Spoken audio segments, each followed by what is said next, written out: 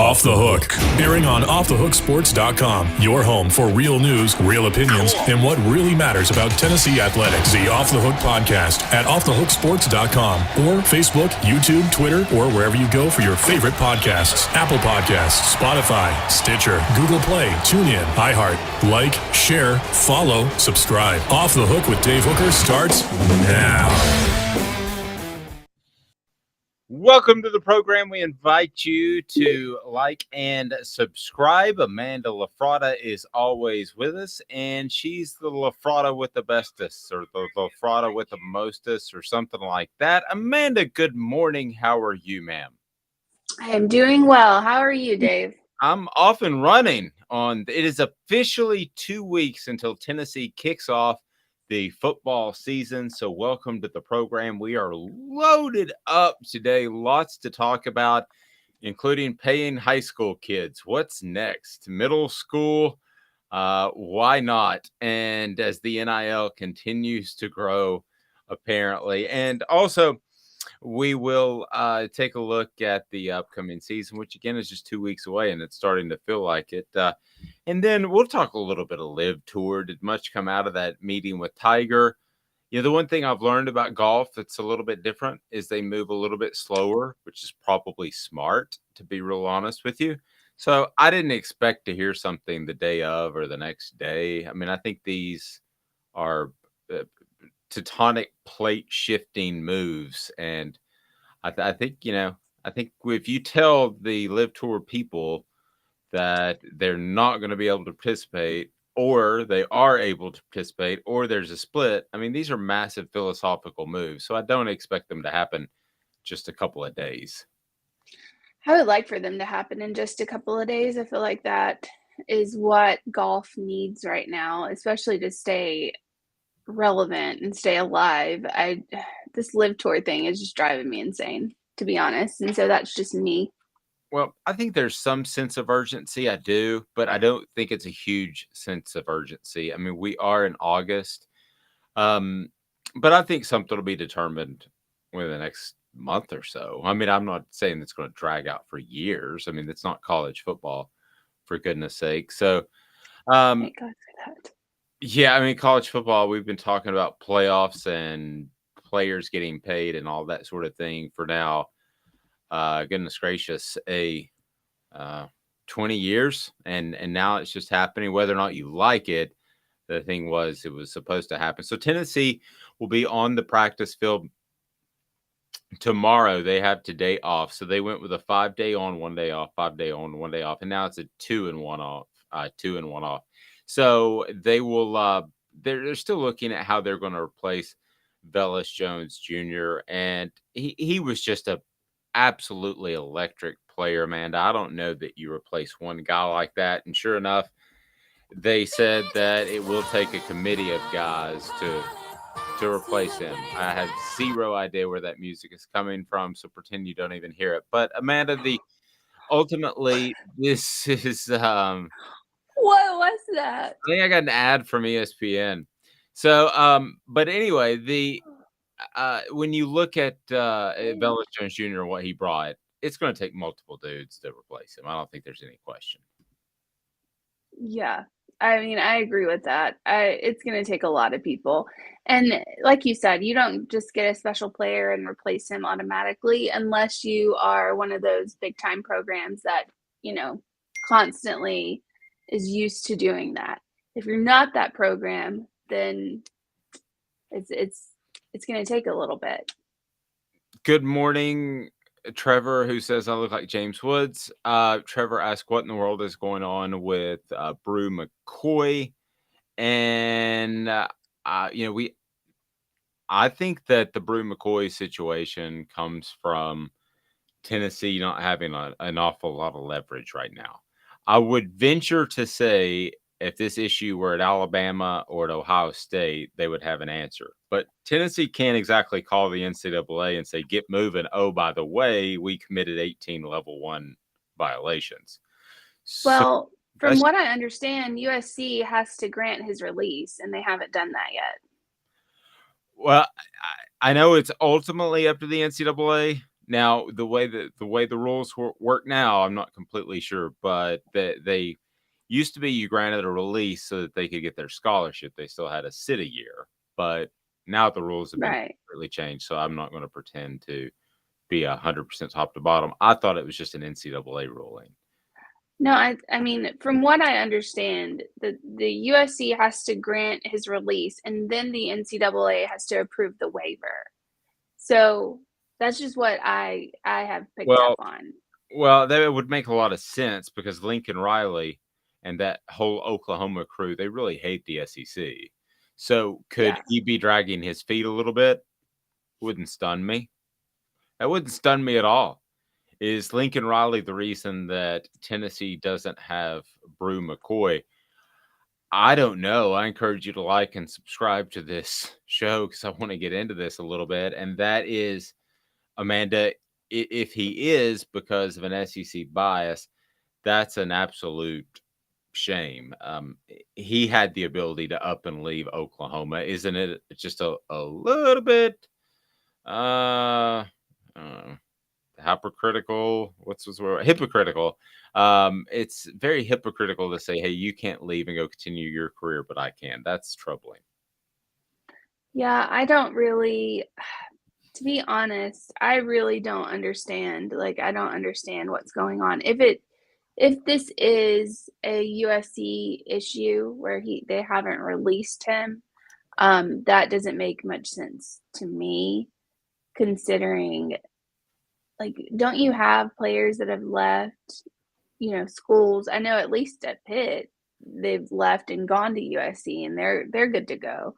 The So issue with Bru is he went to Southern Cal, he went to Texas, so that's a transfer, and then he transferred back to Southern Cal, so that's a second transfer, and then he transferred to Tennessee, so that's a third transfer. So that's what gets you. Actually, the second one is the one that you need the NCAA's permission on, much less the third. maybe USC is just butthurt because he's transferred from there twice. It wouldn't surprise me. I mean, in all honesty, if you're waiting on paperwork for USC, don't expect them to be incredibly helpful. Down and Dirty at 30 brought to you by City Heating and Air Conditioning. City Heating and Air has provided East Tennesseans with honest, dependable heating and cooling services, as they are all about integrity, and that is key. Amanda, that would be an absolute shame if SC in some shape or form. It would be a shame if that were the whole setup in college football, that somehow you could impede a young man's ability to go elsewhere. I hope that what we have kind of theorized, hypothesized is not the case. I hope it's not the case.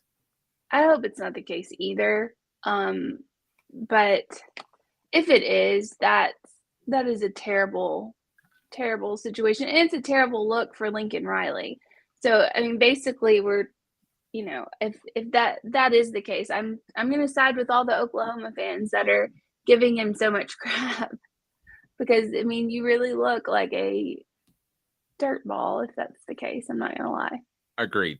One of the things that's a little off topic, because I do want to get to news that really wasn't breaking, but was returned up that broke yesterday. And that is about the college football playoff and the future of the sport, and the fact that it is going to be way, way different. But this number just popped into my mind that was strange. So I'm all for getting yours and getting paid, but LeBron James gets a 2-year, $97 million contract. Can I ask something really stupid? So when you're that rich, okay, now I get it when somebody wants to get their big contract, and whether it's the NFL or whatever sport. But when you're that rich and your team needs that much help, could you not just say, hey, here's the deal.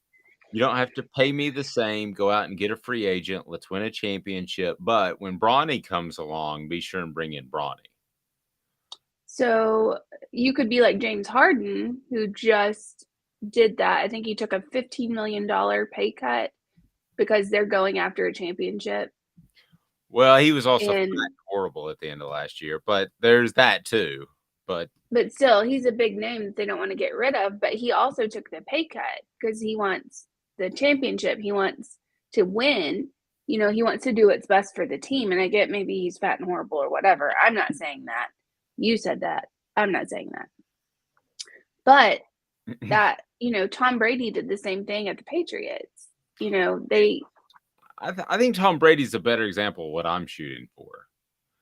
It's LeBron James. If anybody thought that he was altruistic in any sense of the word because he set up a scholarship in Ohio, this is ridiculous. He's not. He takes money from China, who has clearly done plenty of wrong and human rights errors over the years. And he lives off of it and he fakes things. And he flops like a soccer player. And I can't stand LeBron. I cannot stand LeBron. Cannot. Nerve there. We'll celebrate the day that he retires. Touched a nerve. They will won't do it. Yeah, they definitely won't touch a nerve. When you're riding around on your Pedigo bicycle. Pedigo Chattanooga is your locally owned store where you'll be treated like family, the region's foremost electric bike experts. They put their hearts into helping you find the perfect electric bike and get the most out of it for many years to come. Okay, this according to Pete Thamel that I wanted to dig into because I love Amanda's. Well, I love my opinions, but I really like Amanda's. I love him. I love my own opinion. I love my opinions, but Amanda's are above average. Thanks. Just joking. The 11 college presidents and chancellors who make up the College Football Playoffs Board of Managers met via Zoom on Monday and began a discussion that could reshape the future of college sports. So this is what I think that people are missing a little bit. According to Pete Thamel, multiple sources told ESPN that the Board of Managers briefly discussed the possibility of restructuring how college football is governed, with the idea presented of major college football potentially being governed outside of the NCAA. The most logical place for the sport to be run outside of the NCAA would be under the auspices of the CFP. Bum, bum, bum, bum, bum, bum, bum. The way he writes it makes me think of Star Wars, Empire Strikes Back. But the CFP is your new NCAA. Get ready. In 5 years, the term NCAA will be a moot point, as they say in Saudi Daisy. Not a mute point. A mute. It'll be a moot point. No jokes there. But Amanda, this is that's what it was called, a moot point. It is a moot point. Okay. Misuse it would be a mute point. There we go. You did that backwards. The CFP is going to run college football. There has to be an organizing body. That's what I was trying to beat around. I don't know if you noticed that with Greg Sankey at SEC Media Days. Beat around the bush. Is it the SEC that steps in, or there's a real? Well, I wouldn't think so, but there's a real possibility that the most powerful man in college football stood with us, and he almost missed our interview because he was eating a frozen yogurt. And that was Bill Hancock, the executive director of the college playoff. He was the kindest, sweetest old man ever. He was like a grandpa. He was the sweetest little old man, and I liked him a lot. I did too. He was really nice. A lot of people liked the Chancellor in Star Wars before they realized that he was. I don't. Let's get off the Star Wars. Is that too much Star Wars is for you? There's just a lot of Star Wars going on, and I am not comfortable with that. So this morning, I don't have much to add. Okay, Chris Landry is going to join us here shortly, but how would you govern college football? Please like and subscribe to this page. How would you govern college football? How would you set up the infrastructure to govern the entire thing? I'd do a complete overhaul. I would too, but I'm curious what you do because now you have Mark Emmert who's gone, so you have an opportunity to do an overhaul. You have a new power structure. Sankey's always been strong at the SEC. The Big Ten now at least looks aggressive and full of life, even if they've made a bad business decision, in my opinion. So you're now president of the NCAA. How do you set this up? Who governs this thing? So first and foremost, if I'm president of the NCAA, I'm hiring a lot of people, and I don't care if they tell me that I don't have the money. I'm doing it anyway. What are you going to do? Second, I'm reining in this NIL stuff. And I think it will be reined in with that LSU quarterback just taking the money and running. I think it's fantastic. I think that will be reined in to an extent, because people who are providing these NIL deals, because it's not the schools, it's the companies and what have you. People that provide those will start to be like, oh, okay, maybe we don't do that, because they can't do it based off performance. So if I were the NCAA, I would change that rule. I would rein it in somehow. I don't know how it is. I would rein it in. But then I would also point out that a lot of the rules that are made concerning football are made by the institutions, because that's what we found out, and I didn't know that. Right. So, the rules involving discipline, is that what you're referring to? It's either discipline or the rules on the field, like the targeting and stuff like that. That was if I'm not mistaken, when we were talking to someone at SEC Media Days, that was football officials, and I can't remember his name. But yes, he was saying that those rules come from the institutions themselves, and they agree on something. So whereas everyone wants to blame it on the NCAA, it's actually not them that do the stuff that's concerned on the football field. Now, as the NCAA, I would point that out, because most people think that the NCAA they're making the targeting rules, and they're making these rules, like these other rules in football, and they're not. So I'd go ahead and point that out. And then after I reined in the NIL, I would start implementing contracts, because if we're going to pay the players, and they're paid players, they need to have accountability for where they go and what they do, as opposed to everybody else having accountability for their decisions. They need to, if you're going to go to the school and you're going to play for the school, you are going to sign a contract that says, I'm playing for such and such school. You can do a 1-year contract, you can do 2, you can do 4. It's up to you. Has to be fair on both sides, though. Exactly, that's what I'm saying. Because right now it's a year to year with the school on the school's end. They could drop you at any point. They never did. They could. But that needs to be implemented. There needs to be a contract between the school, the coach, and the player. Because I think if anything happens to the coach or the offensive coordinator, defensive coordinator, whoever recruited you, if they leave, then you should have the ability to leave. That contract should be null and void after that. Okay, that's a bit of a slippery slope. I like where you're going, but let me challenge it just a little bit. Okay, so if it's the head coach, that's easy, right? Head coach is gone. Mm-hmm. You have the right to leave. What if it's your offensive coordinator and it's whoever recruited you? Okay, so would it be head coach, offensive coordinator, and recruiter, or would it be head coach and or recruiter? It would be head coach, coordinator, recruiter. Okay. So if any of them break rank, basically, if any of them break their contract or leave, then your contract is now null and void. Okay, now let me throw something else at you that the universities would say, which is bunk. Okay, it's not true, but I'm going to play the other side. Okay, you can't do that. You can't go ahead and take that approach, because we recruit as a group, a unit. There is no one recruiter, but it's a group of recruiters. It's a team effort. That's what we do. That's false, because there is a recruiter named to each player.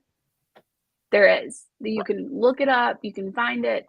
No, I know. There is a specific recruiter. I mean, I'm telling you like your school. Yes. There's a specific recruiter assigned to each player. Therefore, you might do it as a unit, but this person has responsibility to this kid. Okay. Let me throw this at you too. Mike Okay. Eckler, Tennessee's outside linebackers coach. He recruits a young man, gets him to commit. He is the key recruiter. Young man gets there and he puts on 20 pounds in no time, and he is a defensive end or maybe even a defensive tackle. So then Rodney Garner is his position coach. What about position coaches? I'm just trying to illustrate the slippery slope. No, I understand that. The position coach doesn't matter because you didn't sign up under that position coach. Even if you switch positions, it doesn't really matter because that's not what you signed up to do. It is one of those things where you signed up to do this, like to be here under this person to do this job. If you switch jobs, that's on you. That's not on anybody else. If the coach says, hey, come play this position, that's on you. Well, and you mentioned contract. I would take it a step so far that the young man could designate his lead contact.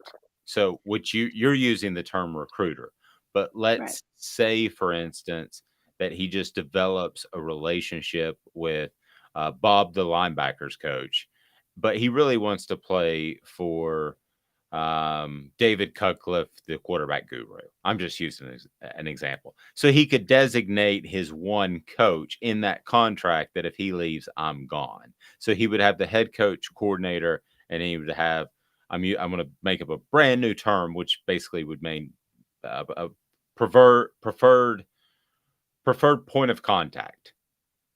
That's whether that's recruiter or that's position coach. You can have one or the other. You pick that guy on the contract. He goes, you're clear and void. That's a better solution. I think that hits the target. There you are. The end. I mean, that covers everything. Yeah. Watch out, global warming, because we got that fixed. That took less than like 10 minutes. Amanda pounded that out. I have no disagreements. That was perfect. Brought to you by The Mattress Place. 22 years on Chapman Highway. Marine Corps veteran owned, A+ accredited member of the Better Business Bureau. Over 225 5-star reviews on Google. Love Steve and what he's doing at the mattress store. No gimmicks, just 30 to 70% off each and every day. Love it. What else? Yeah, we fixed the live. We fixed the live tour, which is essentially shooting it to Pluto, and we have fixed the NCAA. So I guess we've got on the agenda tomorrow. We'll fix the global warming. We'll fix the economy. It's a big show, and we'll be joined by Coach Lance. Those three things. We fixed global warming, the economy, and Coach Lance. Well, okay then. But I'm just letting the NCAA know that I am available. I'm sorry, Dave. If the NCAA comes calling and needs to implement these changes, I will gladly take over for you. I could be like your media relations person, couldn't I? You said you were going to hire a bunch of people. Well, yeah, I'll hire you to be my media relations person. That is the bizarre thing Mitchell's saying. Fix the economy. Good luck. Amen to that. Yeah, right. It does bring me back to just how slow the NCAA moves. I mean, even if we just came up with something that's a bad idea, it solved a lot of situations. Could it have problems that we don't foresee in 2 or 3 years? Possibly. But at least we made some progress. It is time for today's tough question. Jeez. Right now, I have no idea where Amanda is going to this. Chris Landry is going to join us at LandryFootball.com. Today's tough question. Let's try this bet. We do our research. Have you done your research? Better. We're working like heck. Today's tough question. What's the real debate? You sipping my soupe, Guadalupe? Exclusively on Off the Hook Sports with Dave Hooker and Amanda LaFratta. You drinking my sake, Kimosabi? Oh my God. Where did that come from? Which one? what any of them? Where do they come from? It's Butch Jones, Derek Dooley, and Philip Fulmer. What? Oh, you didn't realize that? There's no way. Okay, hold on. Okay. So, see if you can tell which one. I've got archives. We do our research. Have you done your research? We're working like heck. Today's tough question. What's the real debate? You sipping my soupe, Guadalupe? Exclusively That's not a coach. with Dave Hooker and Amanda LaFratta. You drinking my sake, kimosabi? Oh my God. Well, it's a little bit of Will Ferrell, too. Compliments the Will Okay. Allen show. But, oh, my God. At the end, That's where I was wondering. oh, my God. All right, no, I was wondering about the Will Ferrell thing. Where did that come from? Oh, yeah, it's Jimmy Fallon Tonight Show. Oh, okay. That's cool. I did not know that. Okay, so today's tough question. I actually have a good one. I've been working on it myself without your help. So that's fun. And I'm going to show you something. Let me go ahead. Okay, before I do this, how many days is it until it's football time? 14 days. All right. Okay. So just go ahead and put that on in there. Oh, look at this. That is Eric Berry, everybody. Yeah, super cool video overlay there. Graphic. Just a graphic. Just a graphic. Sorry. Yeah, so 14 days until it's football time in Tennessee. So how does this affect us in today's tough question? Where are we going now? So I'm going to do, who is your all-time favorite Tennessee player? And I know people think Peyton Manning will win. I feel like it's gone past that now. Either before it or past it. Okay, you bring up Eric Berry. I will tell you this. I will say me personally. Now, my list is probably going to be way, way different.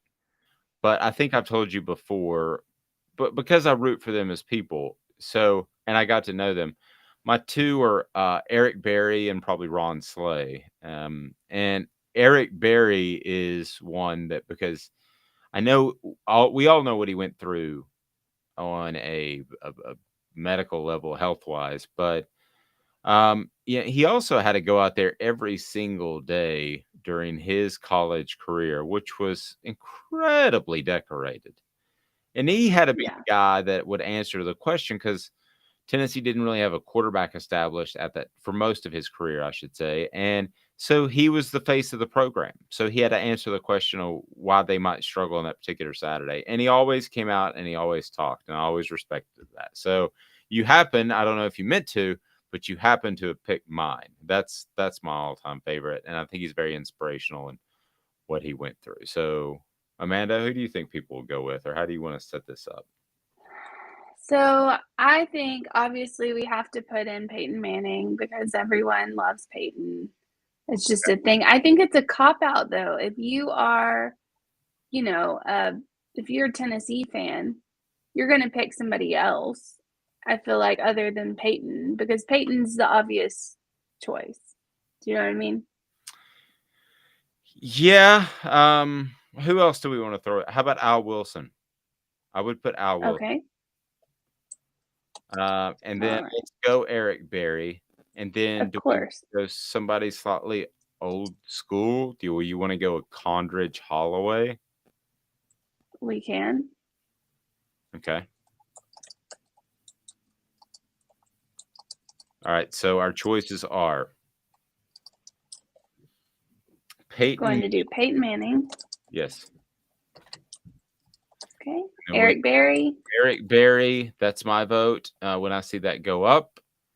And then lastly, we're We're going to go with Condridge Holloway. I can tell you that Condridge Holloway led all players. Here's an interesting piece, so a tidbit for you, that Condridge Holloway led all players in autograph requests from the university before Peyton Manning. He was number one. Condridge Holloway was before Peyton Manning. All right, so do want to remind you that today's tough question brought to you by our friends at Zool Beer Company. Zool Beer Company, the official craft beer of Off the Hook Sports, and Zool Beer Company has the panoramic view downtown, and they are simply awesome. So check them out. We will be joined by Chris Landry after this, talking some SEC, college football, and more. So hang with us just for 2 minutes. And again, go to Zool Beer Company. Again, Zool Beer Company, and they have the worldwide winning award craft beer. Goodness, that was a lot to get out. That was a lot. I feel like I accomplished something. Chris Landry after this. Stay tuned. Gary Viles here. I want to personally invite you to North Knoxville's newest sports bar and restaurant. It's Big Orange Phillies, located in Black Oak Center. And yes, folks, it's happening in Halls. Big Orange Phillies offers family-friendly environment with homemade meals and the best deli-style subs around. Billiards, darts, jukebox, shuffleboard, and cornhole, and a full bar. We also offer valet parking on weekends and during special events. We even have a covered back patio. It's happening at Big Orange Phillies. We want, we need, and we appreciate your business. Hi, Mike Davis here with City Heating and Air, reminding you to always dare to compare. Our team provides quality local heating and air service, installation, and maintenance across East Tennessee. We use only the best equipment like American Standard heating and air conditioning for your residential, new construction, or commercial needs. Honesty, dependability, and customer satisfaction have been the cornerstones of our business since 1961. City Heat and Air. Dare to compare. This is Al's Dish Barbecue Supply, so come on in and see all the different rubs and sauces we have, plus a complete line of Green Mountain grills. Don't be overwhelmed. We have plenty of help so you can produce the best barbecue and amaze your family and friends. Barbecue is America's food. We'll do what we can to bring you all the best products. We're Al's Nest Barbecue, but Chattanooga goes to grill.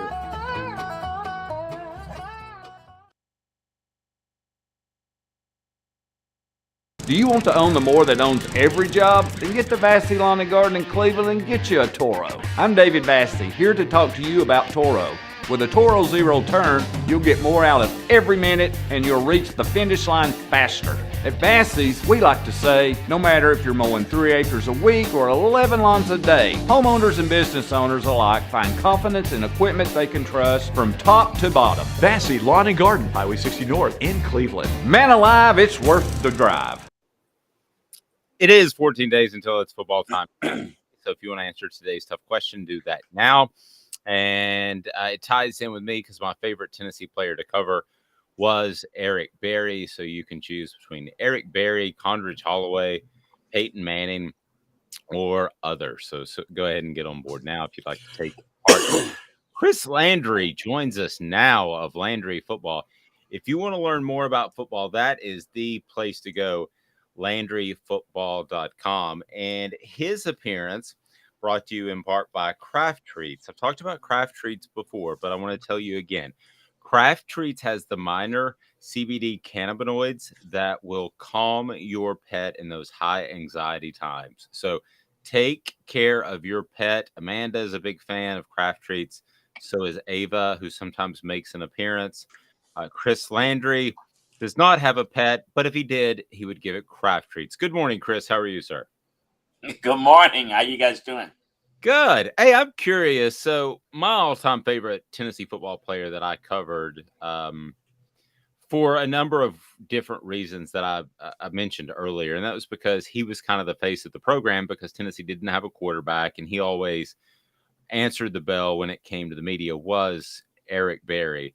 And that was a huge monster get. Tennessee had the ties. They had his dad who went to Tennessee, of course. But at the time, how did you have him evaluated? Because they sent me to cover one of his games, and he, even in a pretty talented area, he looked like a man amongst boys. He did, and I can remember the summary of the scouting report like yesterday. In a very high grade on him. I thought he was really, really an outstanding player. He had great range, physical. Thought he was a tough guy. I thought he was a leader. I thought he was a great guy, and obviously, went through a whole lot. So yeah, he was outstanding. How well was he playing before he got sick? Because for those that don't remember, there was cancer, there was ACL, and there was also the Achilles. But how high of a level was he playing at in the NFL before he got sick, at his peak? Yeah, and in pro personnel grading, most teams you have a numerical grade, but it corresponds to a color grade. Blues are the highest, and what's your difference maker? He was a blue for about 3 years, and he put him in the top 3 to 4 best in the league at that position. Man, if you want to jump in there, go ahead and let me know as Tennessee heads into. We were talking about this earlier in the game week, which will begin next week with the Thursday night game. So you head into kind of a weird game week that's a little bit disjointed. But how does it affect Bru McCoy if you don't know if he's eligible as of game week, Chris, and when you're putting together a game plan?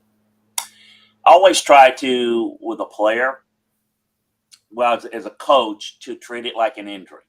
Like you don't know if a guy's going to be back from said injury, and so you prepare without him. For him, it's more of a mental thing because obviously he's healthy, and he's just got to – it's hard. Look, I mean, you can't just – there's not a magic thing you say, and it's up to the individual, but you stress to him, look, we're behind you. You're going to be we're just keep your head down, focus not on anything but the next period in practice. What you need to do, just do that because you don't know what's going to happen and you don't want to clutter your mind with stuff and worry and you don't focus enough in practice. And, here you are, you're eligible and you don't really have a good couple of weeks because you hadn't really focused. It's hard to do. It's easy for me to say, but it's what you have to try to do in these situations. Just tell them, look, in your mind, mentally take reps, mentally be prepared, mentally work out on your own. Do all the things that you can as if you were going to plan, you're going to be playing week 1 because you might be. If you're not, we'll deal with it then. And it's easier said than done. So how important do you think Bru McCoy would be to this offense, or do you think that there are other guys who are just as good that could take his place? I mean, do you even think he would be a starter, or do you think, is he sitting behind Squirrel White and Cedric Tillman? Well, they're they play a different position. Obviously, Squirrel is going to be somebody they'll play in the slot in a 3 wide receiver set. Bru McCoy is as talented as any receiver on their physically. Now, the issue with him, and so he could be not just one of the top 2. He might be physically as good. Now, is he as productive? No, the biggest problem has been some issues with him maturity-wise. There's a reason why he's transferred a couple of times and moved around. So having talent doesn't mean you're a great player. He hasn't been a great player, and I don't know that he will be. I hope he'll get that chance and he'll walk through that door. But in terms of talent, he's more physically gifted than anybody on Tennessee's roster. So he'd be the number 1 guy if on his physical abilities alone. Is he going to be the number 1 guy here? Is he going to play a lot even if he's eligible? As I said before, and I've talked with Dave about this on and off the air, it's up to him. I mean, he's got to step up. It's your time now. You've got the ability, but I have done this. I just completed my 40th NFL draft. I have seen so many guys that have that just don't do anything because everybody thinks that all of these players work equally as hard or equally as motivated. They're not. They're human beings. And they're no different than somebody that does a radio show or goes out and sells insurance or works on cars. Or you got some people that are just wired different. And some people that are just, I do see this. a lot of times guys with great ability tend to live off that ability. I don't have to work as hard to get to a certain level, to get a scholarship, to get a starting job, to get and so the motivation for them to be as good as they can be is not because they're good enough. It's the car salesman that says, "Yeah, I sold 10 cars this month. The wife and I are going to Hawaii for the last, quarter or whatever, or, do I want to sell? I mean, it's just, it's human nature. And it's the toughest thing to get a feel for in the evaluation process. With Bru, it's been a little unhappy, a little tough to coach. Does he maybe realize this is his last good opportunity where people are going to trust him? I don't know. But right now, we got to get to that point where he's going to get that chance to prove himself. And I don't know what's going to come of it. Maybe a bust, may not play, may not do much of anything. But physically, he's got the goods. So I'm sorry, man. Go ahead. Sorry. So as far as that goes, I know there are people reporting that it's the holdup is actually USC not releasing Bru, and then the next stop would be the NCAA approving the waiver. Is that what's going on, or is it the NCAA? Are you aware of any of that? I've heard it, but I don't know that to be true. I know that's been reported. I don't know. I haven't. I don't know what I don't know that they are holding it up, or maybe they are. I don't know. But that it's a possibility. Well, I say it's a possibility because that's the steps that need to take place, but I don't know. I'm assuming, it's always dangerous to assume, but I'm assuming the guys that are reporting on it have probably checked, and I know this, that they're from the Tennessee side, that's probably what Tennessee has told them. Look, we're waiting on USC because that's probably the word they've gotten from the NCAA. So if I had to guess, probably a lot of truth to it. In this day and age, some stuff's reported that's completely off basis, but it's the best I can do because I don't know. I haven't checked into it really. Right. The Bears play the Seahawks on a Thursday night game. We record on Thursday if that's when you're watching, but don't worry, this isn't timely because I wanted to ask you about Bellis Jones Jr., how difficult he will be able to replace because wow, you talk about a guy who went through kind of the Bru McCoy sort of journey and ended up being impactful in so many ways. And Tennessee saying yesterday it's replace him by committee. How challenging is that? Oh, it is. By the way, he's had a really good camp for them too. I don't know how much he's going to play tonight. Maybe better watch early if you want to see him. He won't be there long. He's really tough, smooth route runner. He's got explosiveness, just a playmaker. And those guys are tough to replace. The production level, the experience level, that's the biggest thing. And probably the is that kind of we just talked about with Bru McCoy is you lose a guy that has that much experience, that much production, and you're kind of going with a very, very talented guy potentially, but an unknown quantity in this system. I think it's always difficult. But look, that's football. It happens all the time. It's just, line up, get ready. And I'll say this, it's just, you guys talking about two things. This Tennessee offense, Josh likes to play three receivers, but he doesn't rotate as much. A lot of it has to do with the fact that they go so fast that they can't rotate, but that's the whole game plan. So if you look at it, it's getting the best three, and then obviously you want to build from a depth standpoint. If any one of those goes down, that you can plug them in. So it gives you an opportunity right now to build some depth with some other guys. Yep. So go ahead. So out of all the players in Tennessee's roster right now, who are you expecting to see big things from this season? Like if you had to name one player that you're excited about to watch, or maybe that people don't know off the radar, who are you most excited to see perform? Well, he's no longer of the radar, but I've been saying, for a long time, I thought Bru McCoy was special talent. And so he comes to mind as the guy that I was probably most interested in watching, who could have an impact because of what we just talked about, because of the fact that you've got a great player that you're replacing, and somebody that can come in and really help. So he kind of jumps out of the table. As it's not one person, but obviously the offensive tackle positions is really important. And the secondary for me are huge. Who's, is somebody going to step up as a pass rusher because I thought they did a really good job with basically two main pass rushers.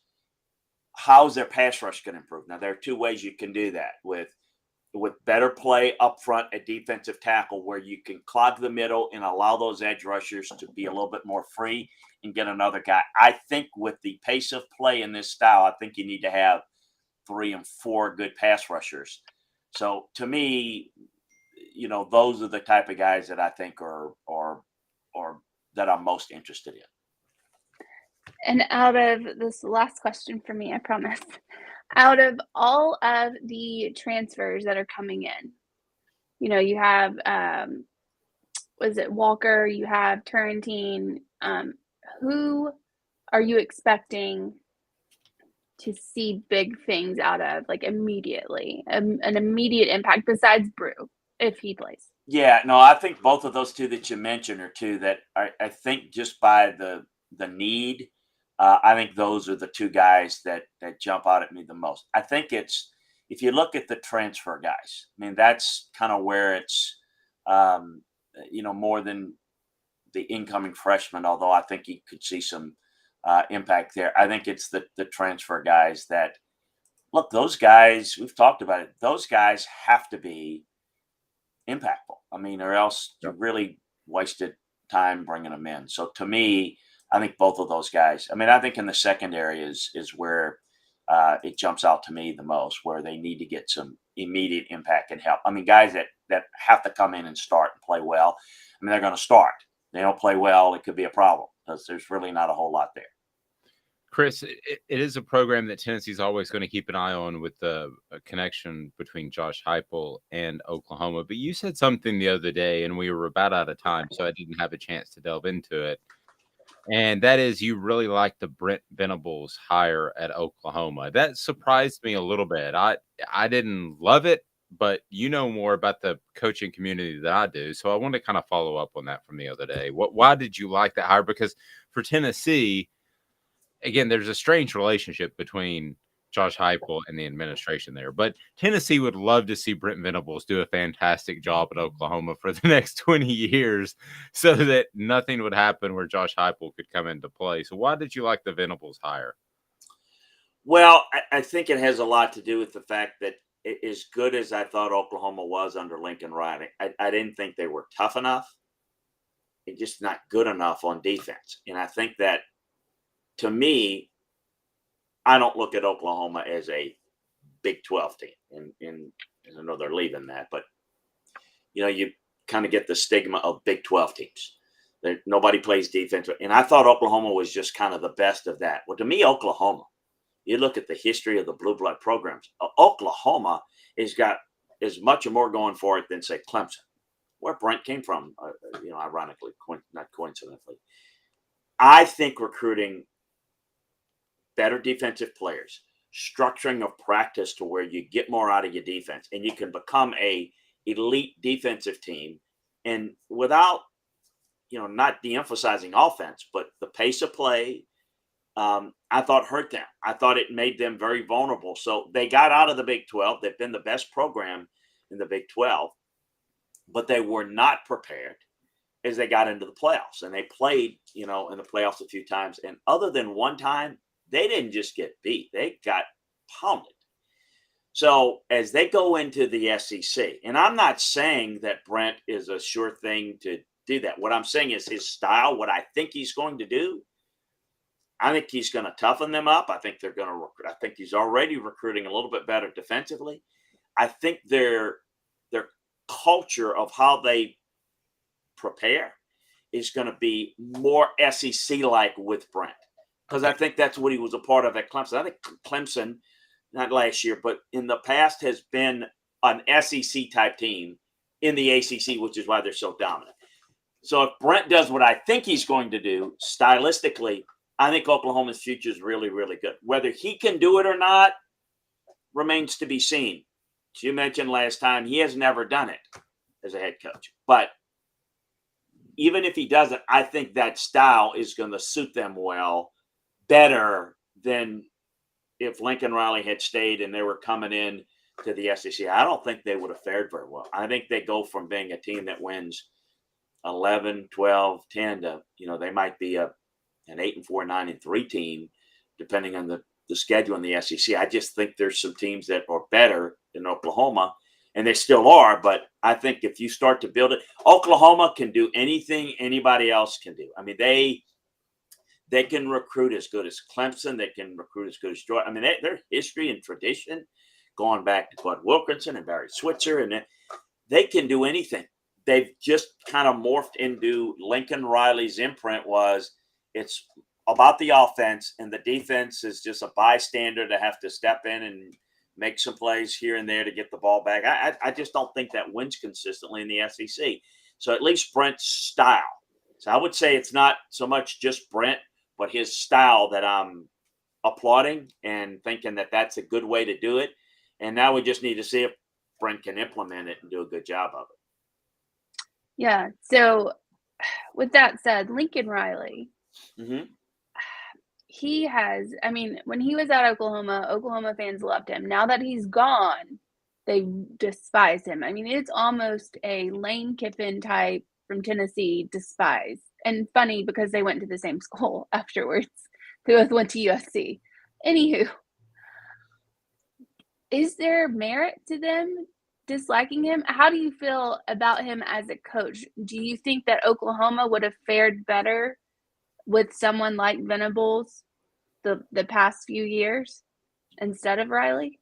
I don't. Well, no, I can't really say that because I thought he was a really good fit in the Big 12. I think overall getting to that next step, possibly. I think we're going to see that. We're going to see, with Brent, as I said, what he's, I think, going to do. And again, I don't know that it's not told me this is how he's going to do it. But if he does what I think it's going to be better for Oklahoma. I think Lincoln's an outstanding coach. I think he's a great offensive coach. I think he's going to do great at USC. There again, I think he went from a place where he can win with his offense to another place that he could win even more with his offense. Now, as they go into the Big Ten, are they going to be stout enough on defense? We'll get to that for a conversation a few years down the road when they're actually playing games in the Big Ten. But I think they can make a quick rise. I mean, USC, you have to do a bad job to not get the best players in Southern California. So I think that Lincoln will do great. I think in 2 years, maybe he gets them into the playoffs out of the Pac-12. But can he maybe he will learn a little bit. Maybe he can get better defensive players because they can recruit really, really good defensive players that can run. Maybe he can get USC to the point where they're better defensively, and can take that next step at USC. We'll see, but I think it's a good fit all the way around. You can't say that Lincoln Riley didn't do a great job at Oklahoma. He did. But I think for the fans at Oklahoma that were a little tired of, okay, we win the Big 12 and we get, foot stomped in the playoffs. It looked like they weren't even on the same field and LSU only did it for 1 year. That's an up and down program. And that's not a good comparison. But, when Oklahoma got there, they just didn't match up. And I think that began to wear on them. But you know how fans are. I don't really. Fans are short for fanatics. You're right. They all loved him. He's not leaving us. He'd never leave Oklahoma. Oh, they're not looking. And then the whole the ruse of the smoke screen of it's LSU and it was USC all along. They hate him. That's life and fandom. I understand it and really don't pay much attention to it. But yeah, I can understand their frustration. I do some shows in Oklahoma with guy Teddy Lehman, who's a linebacker on the last when they played LSU for the national championship in 03, and they lost LSU. But that's the thing about Oklahoma. Under Bob Stoops, they were a defensive team, and when Josh was the quarterback, and White and all those guys, that they were not a great offense, but they were good. And then even when Leach was the coordinator there, they played good defenses. So I understand the frustration with the Oklahoma fans. They've always been frustrated with Lincoln about their defense is not good enough, and he doesn't focus on it. And I know that was something that I said a lot over there, and it got a lot of play there. I got some feedback from the Oklahoma football office about that. So, looking at the SEC, so there are two people on this show currently that have made. No.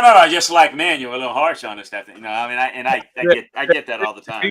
There are two people who have drawn the ire of college coaches here. Sorry, Amanda, go ahead. you're fine. So looking at the SEC as it is now, after going through these, we're still in camp and we're coming up, to the start of the season, 14 days.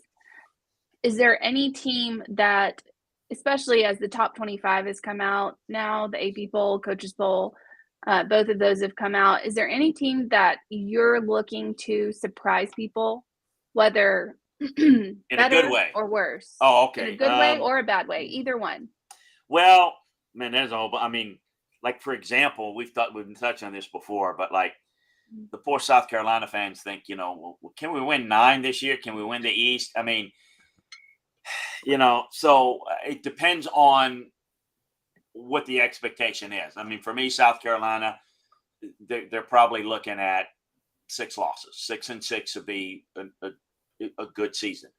They are in South Carolina thinks it's a disaster. So I guess for them, that's to me, that's what I expect. And everything's relative, right? Because, all of a sudden teams are not. I think that I don't know about Florida. I can't. I'll say this. I don't know. You guys tell me. You know better than I do. What do Tennessee fans think? If you were to say the folks that follow and what do they think their season is? Do they think they're a 10-2 team or 11-1 team? But what do they think? I mean, because I think that they're an 8-4 team. That I think 9-3. Okay, and I think they're an 8-4 team that will only get to 9-3 if somebody underachieves. Because but yeah. So I mean, so that's probably about right. I think Kentucky is underrated, but I don't think they're going to win the East. I think that Arkansas always seems to be underrated. They're always tough. They're always good. I don't know what to make out of Auburn. Auburn will probably have a better year than people think because everybody thinks they're going to be, a disaster. They won't be. They will be better. I think Mississippi State's intriguing because a lot of people are expecting a big run. A lot of people are expecting A&M with all the hype to be great. I think A&M will be good. But I don't think they're going to beat Alabama. I think their schedule's pretty favorable. So I went through pretty much every team, and I don't know that I really answered it because I don't know what the expectation level is. For the expectation level for me, that's what I go by. But people ask me all the time, well, who's your surprise team in your eyes?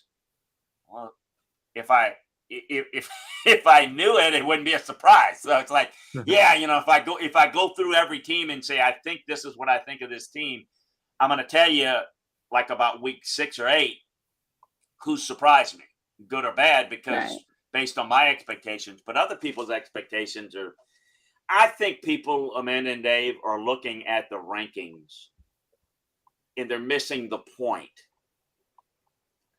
Who the heck do you want to put at 5 or 6? There is 1 and 2, Alabama and Ohio State. There's a little bit of a drop with Georgia. There's a decent little drop. And then let's go like Clemson, 2 or 3 other teams. And then there's like, you can take 7 and 22 and flip them. I mean, you put them in a hat. They're all the same team. They're different stylistically, but nobody deserves. If I would have ranked them, I'd say I'd rank Alabama, Ohio State, Georgia, and then I would rank 3. Then I would skip 4 through 8, put Clemson at about 9, and then I would go. That's the accurate way to rank them, because people automatically think, well, Clemson is right behind. They're not. There's a gap between Clemson and Georgia. There's a little gap, I think, between Georgia and Ohio State. But those are the 3 teams. Utah's good. I mean, there are a lot of good teams. Somebody's going to get in the playoffs, but at that 4th team, but right now, and they're going to emerge. But there's hard to separate them now. So I think people get out of whack. Oh, they're too low. They're too high. Well, welcome to rankings, for goodness sake. That's the way it is. It's insane to me. Chris, great job, insane. buddy. When we talk to you next week, will be exactly 1 week away. So I guess we'll have a Casey Clausen. I think you wore the number 7. So maybe we can have a Casey Clausen video overlay. So have a fantastic rest of the week. We will talk to you on Monday. I appreciate it, buddy. Hey, thank you so much. Have a great day and the rest of the week, guys. Take care. Bye-bye. Landry of LandryFootball.com. Highly encourage you to go to that website and join. Ray Viles Automotive is right there on Callahan, and they are absolutely fantastic because of integrity. And they can handle your auto financing. They can handle your car repairs. But again, the core belief is about integrity, and that is what is so honest and awesome. They want, they need, and they appreciate your business. Tell us about it, Mr. Viles. It's Gary Viles here, Viles Automotive on Callahan Drive. I've been selling cars here in East Tennessee for 27 years. In that time, I've come to realize it's not about the car. It's about you, the customer. So I'm here to take care of you just like family. Good credit, bad credit, you name it, we can get you taken care of. If we don't have it, we can find it for you. We go across the country to get any vehicle that you want. And here at Viles Automotive, we don't believe in fake numbers. We just give you great deals. And as always, we want, we need, and we appreciate your business. Do you want to own the more that owns every job? Then get to Vassey Lawn and Garden in Cleveland and get you a Toro. I'm David Vassey, here to talk to you about Toro. With a Toro Zero Turn, you'll get more out of every minute and you'll reach the finish line faster. At Vassey's, we like to say, no matter if you're mowing 3 acres a week or 11 lawns a day, homeowners and business owners alike find confidence in equipment they can trust from top to bottom. Vassey Lawn and Garden, Highway 60 North in Cleveland. Man alive, it's worth the drive. This is Steve Rain. I own the Midnight Oil and Michelin Tire Direct service station here in Ooltewah. It's not a fancy place, never has been, but it's a clean place with clean restrooms and good folks who work here. We sell gas and fix cars, nothing glamorous, but we love what we do, and we're going to keep doing it for a long time to come. There's not many real service stations left, and that's a shame. We're the guys just like the guys back in your hometown. We'll fix your tire, change your oil, and put a new set of Michelins on your car. If you want a Twinkie, you'll just have to keep on going. Thanks for the business.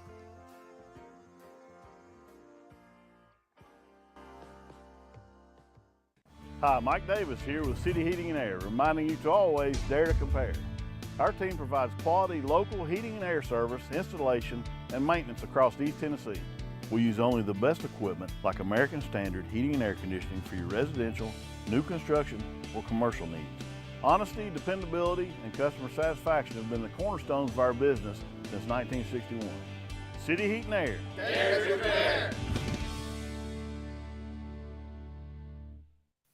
Amanda, am I a good person? What? Am I a good person?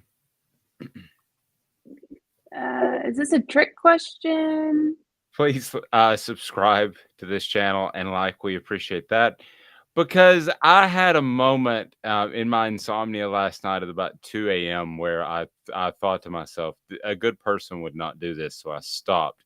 You remember that Herm Edwards, don't hit send.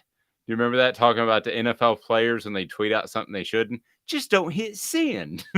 No, but I think that's great advice. It's great advice. And I bought the $2.99 Twitter so that it does the send now. So like it doesn't actually go out. You have 5 seconds until it goes so you can cancel it. And I've canceled it a couple of times. Okay, so this young lady. That's a good idea. It's well worth the $2.99 a month. Yeah, but you are a good person, yes. Okay, thank Yes. you. So I questioned it at 2 a.m. about last night. I got up and this young lady, she said, I'm going to interview Phil Fulmer on my podcast, and I wanted you to post questions here. And she specifically said no negative questions, only positive questions, which to me is a little silly. Terrible journalism. There's no such thing as a negative or positive question. There's a question. It's either pertinent or not, but it's not designed to be negative or positive either way. But anyway, so my first response, just it hit me like half asleep, moment of creativity. I felt really proud of it.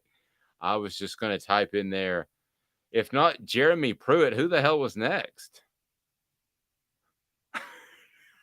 I don't think it would have been approved by her. If that's where you landed, how much further down the list do you have to go to get a guy who doesn't pay players and can coach? Well, to be honest, though, everybody at Tennessee was really excited about Jeremy Pruitt. They were, because of the success he had as a defensive coordinator at Alabama under Nick Saban. Honestly, that's because also it looked like it was paying off. Mississippi State, Dan Mullen, Jimbo Fisher at Florida State. Will Muschamp was at South Carolina at the time, so we're not going to count that one. But it looked like the coordinators under Saban, Kirby Smart at Georgia, looked like the coordinators under Saban were paying off. So yeah, I thought this guy was a dolt from the get. Now, I'm not going to argue with your assertion. But you are on the inside, so it's a little bit different. Yeah, you could be absolute. Maybe the fan base was excited. I thought when he started with I at the press conference and then quickly changed it, that to me was disturbing. Like by the next press conference, he dropped the I, like Saban says, because he felt insecure about it. Well, to me, just be who you are from the get and keep being that person. So either you're disingenuous by using I, or you're disingenuous by not using I. Fine. So Brian Kelly. So what are we saying about Brian Kelly? Thank you. Exact same thing. Thank you. Just be dude. Nick Saban I'm sure he's put on some sunglasses and act kind of cool in recruiting, but he doesn't walk in the air and act like a total goofball. That's not what you want. He doesn't. A couple of other questions. Well, actually, Caleb said most questions sports reporters ask are stupid negative. I disagree. I don't think they're stupid negative. I think they're just stupid, to be honest. How many times has Nick Saban reamed somebody for asking the same question that's been asked over and over and over? You're not going to get a different answer. You're just not going to get a different answer. However, I cannot stand it. And I'm going to say this, and it sounds sexist, but I'm a woman, so I don't care. The women on the sidelines, for the most part, there are a few exceptions. And I know that these questions are handed down, but it's, how do you feel about this loss? How do you think they feel? Well, but it's a loss. It kind of you'd like to have something more. I can tell you that a lot of the very successful sideline reporters, male or female, have a very good producer that's kind of like right there, and he's watching the game, because they do have to be mindful of how they look. Now, there are other people that played before. So speaking of female reporters on the sideline, do you want to hear my Jill Arrington story of how I totally look like a creepazoid? Do you remember Jill Arrington? No, but let me finish my thought, because I have a little bit of thought, and then you can tell me your Jill Arrington story. Okay.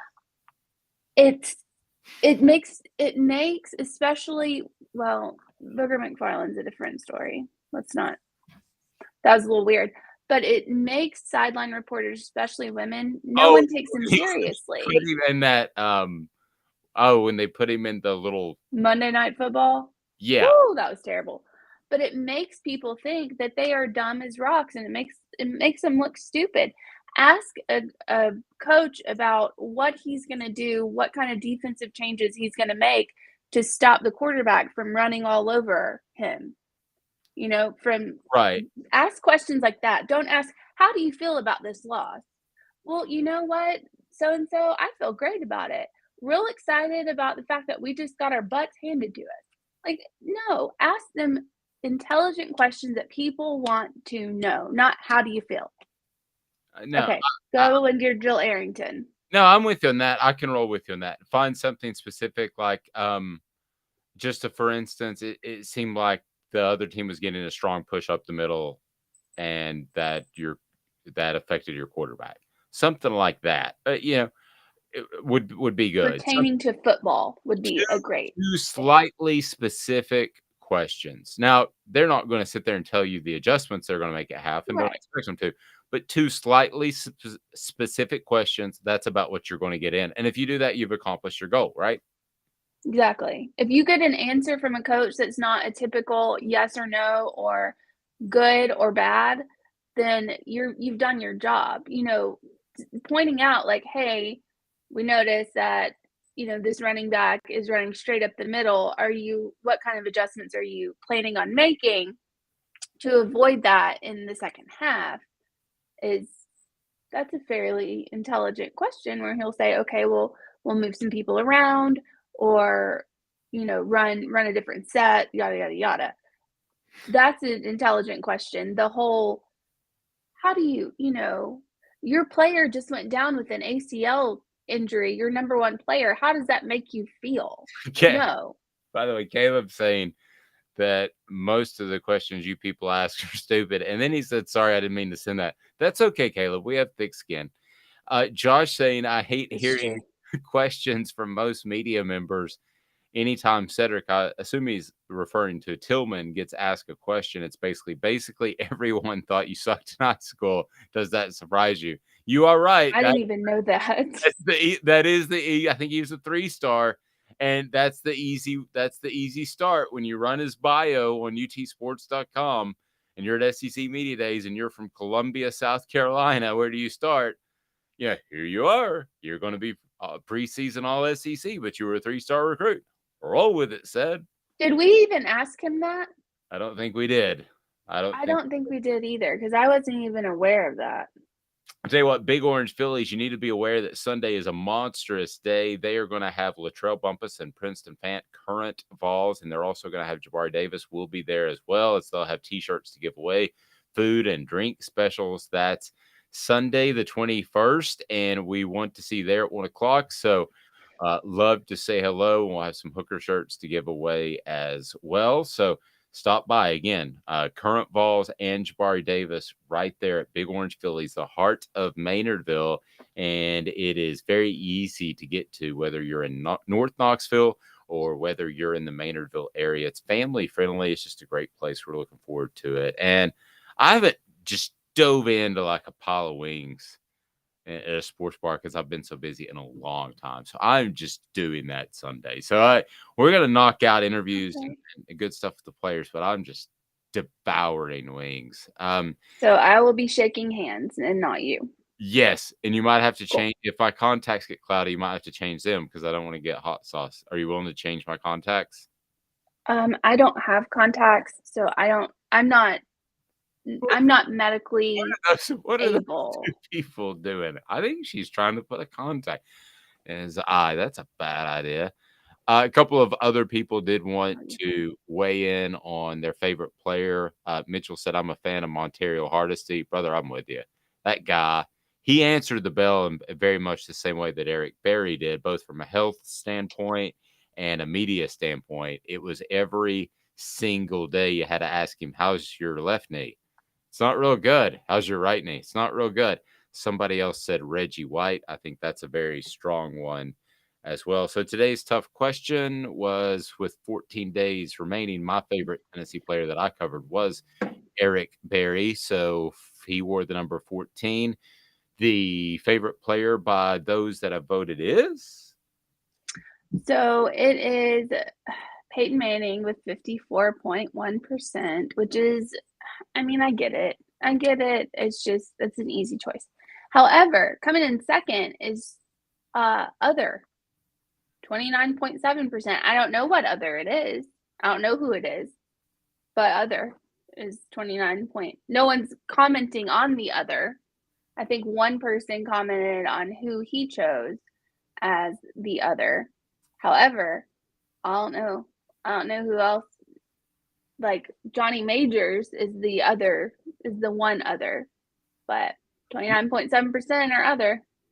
And Josh said, not directed at you guys, talking about asking said, yeah, we know that, Josh. I'll back you on this. Now, you will never hear me call out anybody by name, but as I listen to different press conferences around the SEC, golly bum, man, there are just some people that just I hate this. I hate to sound bad, but there's some bad questions being asked. There really are. You only have a limited amount of time, and I understand that. And yeah, I'm to the point where these press conferences, they should just send out releases. I don't even know sometimes what you possibly get out of those. And Amanda, the one that frustrates me the most, and I know what these guys are going through, is the 2 questions. And first, it's terrible journalism. You'll hear me do that from time to time. You never want the person you're interviewing to have to think about 2 questions. It's not a mental exercise. So, but you're asking it because they might take the microphone from you. You might not get another opportunity.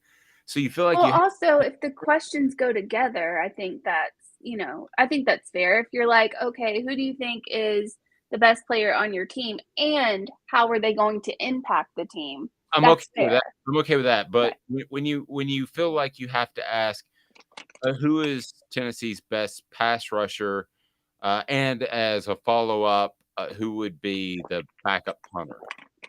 Yeah, if they're not related, I think it's stupid. It happens on a day-to-day basis. Not necessarily at Tennessee, but maybe. But it does happen. And but nevertheless, so we shall move on. All right, message board bingo. Do we want to get to that now? Are we ready to rock and roll with message board bingo? I know we had another topic we were going to get to, but the show ran along and Chris was just awesome. So let's go ahead and get to message board bingo right now. As Amanda asked the questions, she reads from a message board. Can I give the answer as to which message board this is being posted on? So if you can post before me on YouTube, by the way, please subscribe and like. The response has been fantastic. Tell your friends as well. We would greatly appreciate it. And we can kind of take this thing. We've got some big announcements that aren't small, let's say that are coming up, and that we feel like we're going to be able to slay it before long. We'll try to keep everything in hand. Hint, coming up. So tell your friends. All right, so let's do this. It is time for what? Message board bingo. Amanda LaFratta. I don't even know what you just said before that. Okay, we'll revisit that later. Subtle teases. Okay, so you know, how do you know all of it? I just didn't tease it apparently good enough. If you don't know, I didn't. I mean, I wasn't like I was pulling up my message board bingo questions, so it's fine. I'd probably just missed like the last thing I got was hand, hint, and I was like, what? Okay. Anyway, bird in the hand, better than 2 in the bush. I think that should be retired. I don't think anybody should be talking about anybody's bush. Felt bad the minute I said it. Go ahead. Yeah, thank you. All right, how do you say it? So it's the letters. It's been on mute. It's the letters NIL, and it says NIL or one syllable nil. So somebody's posting this, and they're saying it's nil. So that means they're saying, how do you say it? NIL is the first option, or nil. So you just say NIL. So what fan base would have said this? It seems incredibly difficult. This could be any fan base. No, it's just you have to judge it based on the brilliance. You're turning different colors. I don't think it's that difficult. I got a brand new light that I'm playing with. It has a remote control. I'm not sure that's it, but I can go full Trump right now. I'm orange now completely. Okay, I don't know.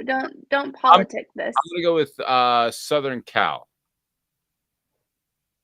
Southern Cal. They're not that dumb. It's Texas A&M. Oh, so you're saying Texas A&M has dumb fans? It's okay. Out of all the message board bingos, they would call that a mute point. Yes, out of all the message board bingos we've done, like I think Ohio State's the meanest, but Texas A&M asked the dumbest question. Ouch. What? All right. All right. Next one. Here we go. Message board bingo brought to you by our friends at Craft Treats, full spectrum CBD treats that contain minor cannabinoids that increase the benefits of CBD for your pet, storm anxiety, car ride anxiety. I have to take it because message board bingo makes me nervous. As it should. So just by the way, on the Craft Treats, Ava did something to her leg last night and she was limping and like crying. And I gave her a Craft Treat just to, I was like, okay, you need something. So I gave her one and she actually it's better. Like, I guess it killed the inflammation. I don't know. But I just gave her one. I was like, here, just take this because I feel like you need a little pick me up or whatever. Okay. Love it. And then she had a shot of whiskey and she was dancing on the bar. She doesn't like whiskey. She's a tequila girl. All right. So he's listed on the roster as 6'3", 200 pounds, but my eyes tell me he's closer to 175 than he is 200 pounds. There were reports of him putting on size and his legs looking bigger than when he first arrived, but his upper body looks very small and frail. I'm not a D1 athlete, but my shoulders and arms are bigger than his.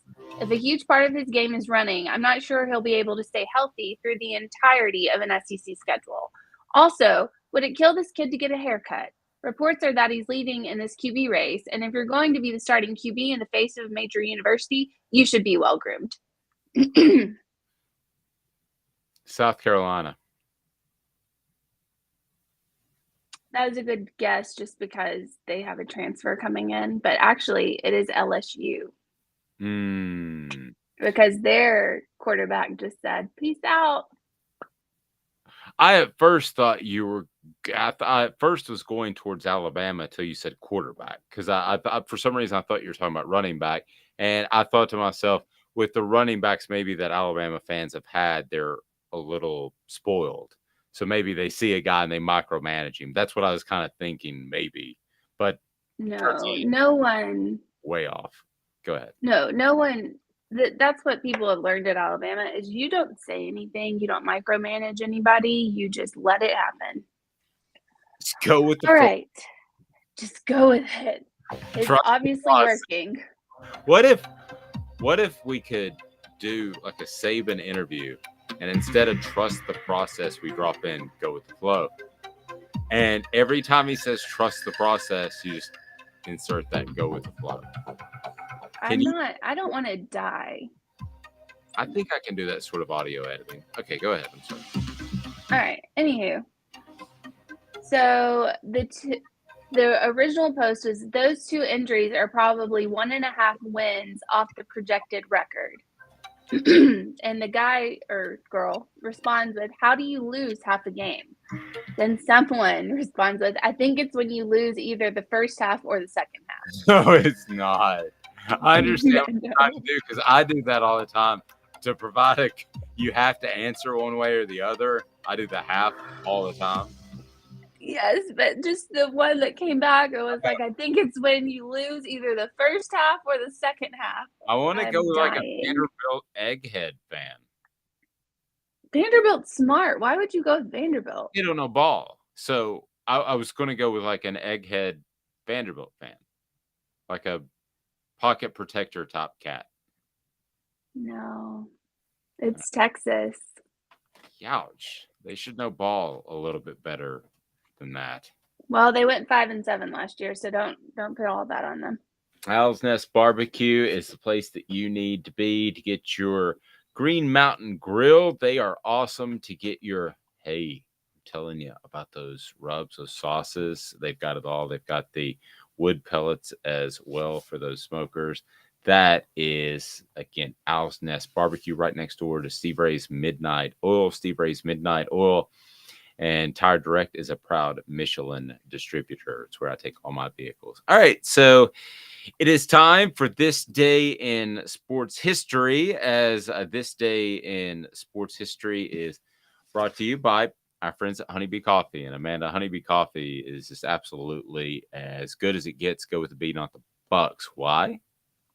Because it's amazing. It's top 5% of beans in the world that they use. They are a local company, veteran owned, but it's actually really just really good coffee. Very smooth, very easy to drink, but it will give you that caffeine boost. And this is my tagline, and I know I say it all the time, but go with the B and not the Bucks. Pretty good. This Day in Sports History is now. This Day in Sports History, putting things in perspective. Exclusively on Off the Hook Sports with Dave Hooker. You're so old. When you were a kid, rainbows were black and white. And Amanda LaFratta. New kids on the block just called. They wanted you as a backup dancer. All right, This Day in Sports History, Amanda, what happened on this day in sports history? All right, I have a couple. So just because of relevance, Tiger Woods. It's a sad day for Tiger Woods. In 2002, in the PGA Championship men's golf, American Rich Beam wins his first major title by one stroke from Tiger Woods. I don't even know who that guy is. I'm not going to lie. His nickname was the Big Beamer. Okay. Richie well, I guess, is that the only thing he won? Because it seems like possibly. Yes. There's only he could tell his grandchildren that, Yeah, I think there's only like twice. I came away from a golf tournament thinking that Tiger kind of dropped the ball on that one. I mean, every athlete has that. Jordan had a lot of that by the Pistons. I mean, he got the heck beat out of him. That was one of those times where I thought Tiger should have won that. Except for Bill Russell. Except for Bill Russell, that's what I was thinking. Who was 21-0 in elimination games in high school, college, Olympics, NBA. 21-0. Yes. But other than him, that's about it. All right. What else? Let's stay in sports. All right. And this is actually last year, but it's kind of making a splash, especially now since that one, I can't remember his name, that one MLB player just got suspended for using something to cure his ringworm or something. I don't know. I always want to call him Tetrazzini. Oh, gosh, go ahead. It's fine. Anyway, it doesn't matter. He's suspended for like 80 games. Okay, so in 2021, Fernando's MLB law father said drug test came from a fungus caused by a haircut. That's unfortunate. Yeah, he's had. I want to go to a different place.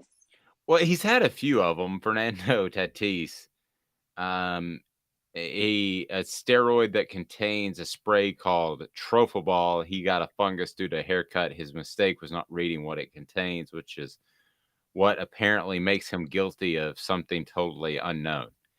Yes, that is what makes him guilty of something. Because you are a professional athlete. You need to be mindful of everything that goes into your body. Sorry to get sidetracked. What else, Amanda? It's fine. But from what I've read, it was on the front of the box. It was. I've seen that. The box. It says this is a steroid. And it's illegal in the U.S. So I'm just saying. And frowned upon in Colombia. I don't know how anything is frowned upon in Colombia. No, I worked with a guy one time who saved up money and to go to Colombia. And people listening would know who he is because he's in the media. And he was super excited to go. And I'm like, why are you going to Colombia? And he goes, oh, I just had my friend said it was a good time. And I said, okay. Where blow came from? Yes. So okay, I just making sure. So you kind of see the direction this is going. It's a true story too. Yeah. So basically, it was he came back. I said, was it as good as you thought? And he goes, yeah, it was incredible. He said you'd have a cocaine-infused Coca-Cola. They still have those. You'd have that. You'd have a steak, and you'd have a lady. And he said, I just spent $25. Did he sleep? That's my question. I doubt it. I don't know. Did he look hungover? I just know a cocaine-infused Coke, a steak, and a lady cost $25 in the area of Columbia that he was in. That's all I know. Don't tell my friend that. My best guy friend, don't tell him that. He'll be going to Columbia. Well, he'll be headed to Columbia. Yeah. Have a fantastic day, everyone. Please hit that subscribe. Wait, and listen no. button. Yes. Oh, what am I forgetting? No. Do you have another one? Oh my gosh. Yes. We were going into that. It was the MLB. You went into the cocaine thing. Okay. And then here we are. Okay. So in 2021, MLB Los Angeles Angels pitcher Shohei Ohtani, and I said that right, and I'm proud, becomes fastest player in team history to reach 40 home runs in a season, also pitches 8 innings in a 3-1 win at Detroit. Golly. This guy's insane. Yeah, how do you pay that guy? Is the best pitcher, the best designated hitter, both? I mean, I don't know, but keep those boxes of steroid cream away from him, and make sure he goes and gets a proper haircut where he won't get ringworm. Maybe he's just on the good stuff that you can't detect. Possibly. Did he go to Columbia? $25. Get your cocaine, steak, and a lady. Maybe you don't have to pay him that much. Fantastic day. She's Amanda LaFratta. I'm Dave Hooker on Off the Hook Sports Today. We'll have more coverage of the Vols, including why Tennessee should look west, young man, in terms of college football recruiting. This is a presentation of